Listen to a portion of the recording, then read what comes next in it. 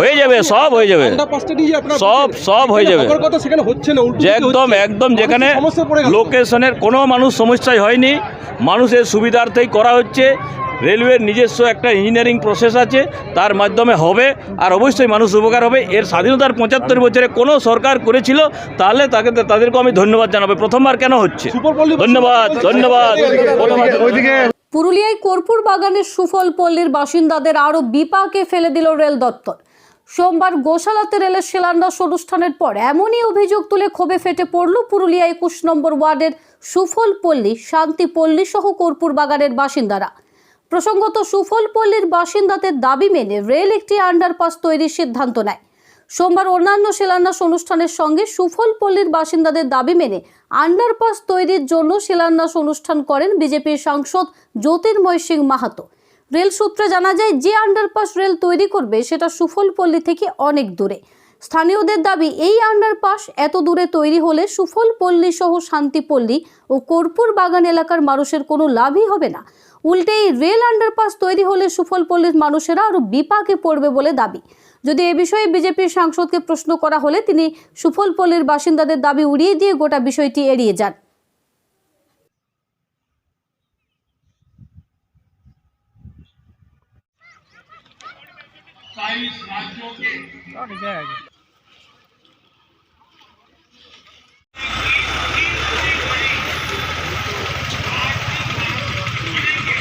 সমস্যা আপনাদের ওইখানে তো ঘন বস্তি নাই, ঘনবস্তি ওদিকে করে তো কিছু লাভ নাই। আমাদের এখানে ঘনবস্তি, আমাদের এই রোডটা তো চালু রোড। আমরা তো অনেক বড় সমস্যা ওটা, একটা পেশেন্টকে যদি হসপিটাল নেই যাওয়ার আগেই তো মরে যাবে। আপনারা কি দাবি করেছিলেন?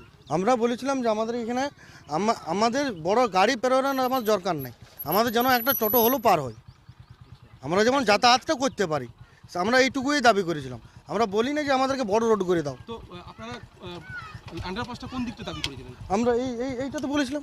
তো এইখানে তো করছে না তো। না, এবারে আমরা তো অনেক চেষ্টা করেছি, আমরা ডিআরএমের সাথে ওইখানে অ্যাপ্লিকেশন করেছি। সমস্যা কি বেড়ে গেল আপনাদের? হ্যাঁ, অনেক বেড়ে গেল।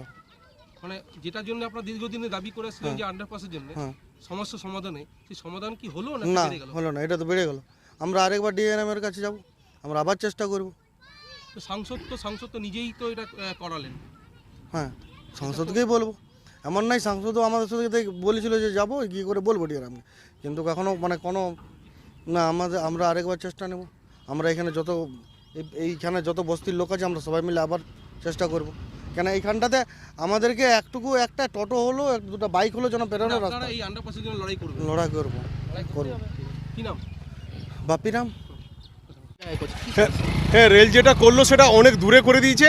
এখানে ধরুন কর্পূর বাগান, সুফলপল্লী, শান্তিপল্লী, এগুলো যারা আছে 3টে পল্লী, সেখানে মিনিমাম না হয় 5,000 লোকের বাস, 5,000 পরিবার।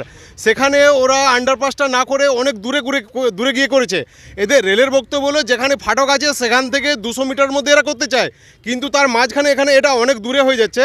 তো সেই জন্য আমরা চাইছিলাম যে আমাদের এই পাশাপাশি যে 3টে পল্লী, সেই 3টে পল্লী, সুফলপল্লী এবং শান্তিপল্লী এবং কর্পূর বাগান, এই 3টের মাঝখানে যদি করে দিত সেটা ভালো হতো, এবং সেটা পজিশনও আছে। এর যে হাইট, রেল যে হাইট চাই সেই হাইটটাও আছে, অথচ ওরা এখানে করলো না। এখানে শুধু জল বার করার ব্যবস্থা করলো। আমরা চাইছিলাম এখান দিয়ে ছোটো গাড়িগুলো যেন পার হয়, মোটর সাইকেল, ছোটো গাড়ি, অ্যাম্বুলেন্সগুলো, হ্যাঁ, মেডিকেলের যে অ্যাম্বুলেন্সগুলো, হসপিটাল, সেগুলো যেন পার হয়, সেটা ওনারা করতে পারতেন। তো যাই হোক, আশা করি রেল ওনারা শুনবেন। আপনাদের এই চ্যানেলের মাধ্যমে আমরা বলছি, যেন কর্তৃপক্ষ যেন শুনেন, রেলমন্ত্রী যেন শুনেন, আমাদের জ্যোতির্ময় সিং মাহাতো যেন এটা যেন শুনেন। ওনাকে ডিআরএম স্যারও প্রপোজাল দিয়েছিলেন, আমরা ডিআরএম স্যারের কাছে অনেকবার গেছি, প্রতিটা পাড়ার লোক গেছে। আবার যদি সেরকম যদি না হয় তো আমরা চেষ্টা করবো, আবার যাব, আবার আমরা আন্দোলনে আমরা নামবো। আমাদের সুফলপল্লী কর্পূর বাগান অঞ্চলে যে আমাদের একটা রাস্তা ছিল, একটা রেল ফাটক ছিল, সেটাকে আজ বহু বছর আগে ক্লোজ করে দেওয়া হয়েছে। আর তার এগেনস্টে আমাদেরকে কোনো রকমের কোনো রাস্তা দেওয়া হয়নি। তো আমাদের এটা ডিমান্ড ছিল যে গোশালা রেল ফাটকটা সবসময় বন্ধ থাকে, ম্যাক্সিমাম টাইম বন্ধ থাকার জন্য এখানে অ্যাম্বুলেন্স থেকে শুরু করে গাড়ি, বিপদ সব এখানেই দাঁড়িয়ে থাকে। প্রত্যেকটা সময় এখানে ট্রাফিক জ্যাম অল টাইম, এখানে সবসময় পুলিশ কনস্টেবল দাঁড়িয়ে আছে, কিন্তু আর ট্রাফিক কোনো মতেই ক্লিয়ার হচ্ছে না। এবার একটা ওভারব্রিজের প্রপোজাল আছে, সেটা আজ অনেক বছর ধরে পেন্ডিং, আর কবে হবে তারও কোনো ঠিক নেই। আর সেই ওভারব্রিজ তোমার পিডব্লিউডি প্লাস ইন্ডিয়ান রেলওয়েজ দুজন মিলে করছে বলে এটা অনেক টাইম লাগবে। আর ওভারব্রিজ হলেও আমাদের কোনো কাজে লাগবে না, কেন কি ওটা বোঙাবাড়ি থেকে শুরু করে একদম গোশালা মোড়ে গিয়ে একদম শেষ প্রান্ত দিকে নামবে। তা আমাদের যে এখানে একটা শান্তিপল্লী, সুফলপল্লী, কর্পূর বাগানের মানুষদের কোনো লাভ এখানে হচ্ছে না। সুতরাং আমরা চেয়েছিলাম যে আমাদের একটা আন্ডারপাস করে দেওয়া হোক, যাতে আমরা ট্র্যাকটার নিচ থেকে যে কোনো সময় পেরোতে পারি। ছোট্ট একটা লাইট ভেহিকেল সাবওয়ে হলেই হবে। তো সেটার জন্য আমাদের অনেক দিন ধরে দাবি, আর সেটা মোটামুটি আমাদেরকে ডিআরএম স্যার একটা আশ্বাসন দিয়েছিলেন যে এই যে দেখুন যে আমাদের একটা এখানে কনসিডার করা হয়েছে, করা হবে।